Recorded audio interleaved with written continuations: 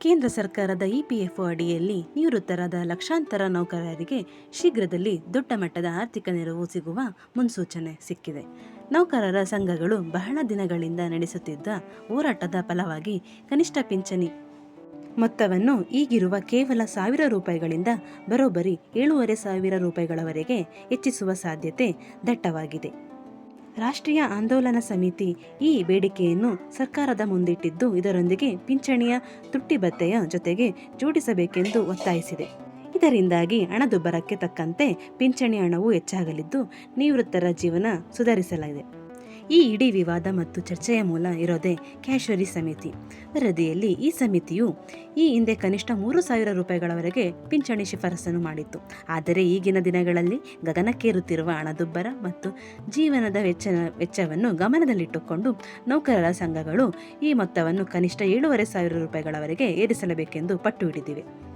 ಈ ಬೇಡಿಕೆಯ ಕುರಿತು EPS 95 ಪ್ರತಿನಿಧಿಗಳು ಈಗಾಗಲೇ ಕೇಂದ್ರ ಕಾರ್ಮಿಕ ಸಚಿವ ಹಾಗೂ ಪ್ರಧಾನಮಂತ್ರಿ ಕಚೇರಿಯ ಹಿರಿಯ ಅಧಿಕಾರಿಗಳ ಜೊತೆ ಹಲವು ಸುತ್ತಿನ ಸಭೆಗಳನ್ನು ನಡೆಸಿದ್ದಾರೆ.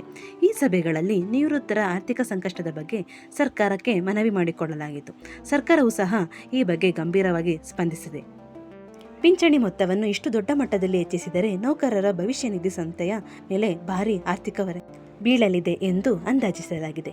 ಇಪಿಎಫ್ಒ ಬಳಿ ಇಷ್ಟು ಹಣದ ಕೊರತೆ ಇರುವ ಸಾಧ್ಯತೆ ಇರುವುದರಿಂದ ಈ ಯೋಜನೆ ಜಾರಿಗೆ ತರಲು ಸರ್ಕಾರವು ಪ್ರತ್ಯೇಕ ಬಜೆಟ್ ಬೆಂಬಲವನ್ನು ನೀಡಬೇಕಾಗುತ್ತದೆ ಎಂದರು ತಜ್ಞರು ಅಭಿಪ್ರಾಯಪಟ್ಟಿದ್ದಾರೆ. ಹಣದ ಜೊತೆಗೆ ಮತ್ತೊಂದು ಮುಖ್ಯ ಬೇಡಿಕೆ ಏನೆಂದರೆ ಉಚಿತ ವೈದ್ಯಕೀಯ ಸೇವೆ. ಪಿಂಚಣಿದಾರರು ಹಾಗೂ ಅವರ ಸಂಗಾತಿಗಳಿಗೆ ಉಚಿತವಾಗಿ ಮೆಡಿಕಲ್ ಸೌಲಭ್ಯಗಳನ್ನು ಒದಗಿಸಬೇಕೆಂದು ಸಮಿತಿ ಒತ್ತಾಯಿಸಿದೆ. ವಯಸ್ಸಾದ ಕಾಲದಲ್ಲಿ ಔಷಧಿ ಮತ್ತು ಆಸ್ಪತ್ರೆಗಳ ಖರ್ಚು ಹೆಚ್ಚಾಗುವುದರಿಂದ ಈ ಸೌಲಭ್ಯವು ನಿವೃತ್ತರಿಗೆ ದೊಡ್ಡ ನೆಮ್ಮದಿ ನೀಡಲಿದೆ.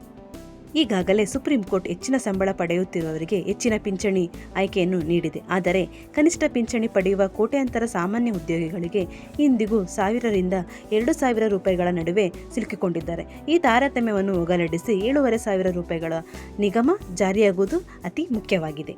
ಸದ್ಯಕ್ಕೆ ಈ ಪ್ರಸ್ತಾವನೆಯು ಹಣಕಾಸು ಸಚಿವಾಲಯದ ಮುಂದಿದೆ. ಈ ನಿರ್ಧಾರದಿಂದ ಬೊಕ್ಕಸಕ್ಕೆ ಎಷ್ಟು ಹೊರೆಯಾಗಲಿದೆ ಮತ್ತು ಇದನ್ನು ಹೇಗೆ ಜಾರಿಗೆ ತರಬಹುದು ಎಂಬುದರ ಬಗ್ಗೆ ಸಚಿವಾಲಯದ ಅಧಿಕಾರಿಗಳು ಅಧ್ಯಯನ ನಡೆಸುತ್ತಿದ್ದಾರೆ. ₹7,500ಗಳ ಪಿಂಚಣಿಯ ಬಗ್ಗೆ ಇನ್ನೂ ಯಾವುದೇ ಅಧಿಕೃತ ಘೋಷಣೆ ಹೊರಬಿದ್ದಿಲ್ಲವಾದರೂ ಸರ್ಕಾರದ ಸಕಾರಾತ್ಮಕ ಸ್ಪಂದನೆ ಕಂಡು ನೌಕರರಲ್ಲಿ ಆಸೆ ಚಿಗುರಿದೆ. ಮುಂದಿನ ಬಜೆಟ್ನಲ್ಲಿ ಅಥವಾ ವಿಶೇಷ ಘೋಷಣೆಯ ಮೂಲಕ ಈ ಸಿಹಿ ಸುದ್ದಿ ಸಿಗಬಹುದು ಎಂಬ ನಿರೀಕ್ಷೆಯಲ್ಲಿ ದೇಶದ ಕೋಟ್ಯಾಂತರ ನಿವೃತ್ತಿ ನೌಕರರು ಕಾಯುತ್ತಿದ್ದಾರೆ. ಈ ವಿಡಿಯೋ ಇಷ್ಟ ಆದರೆ ಲೈಕ್ ಮಾಡಿ, ಮರೆಯದೆ ನಮ್ಮ ಚಾನಲ್ನ ಸಬ್ಸ್ಕ್ರೈಬ್ ಮಾಡಿ. Thank you.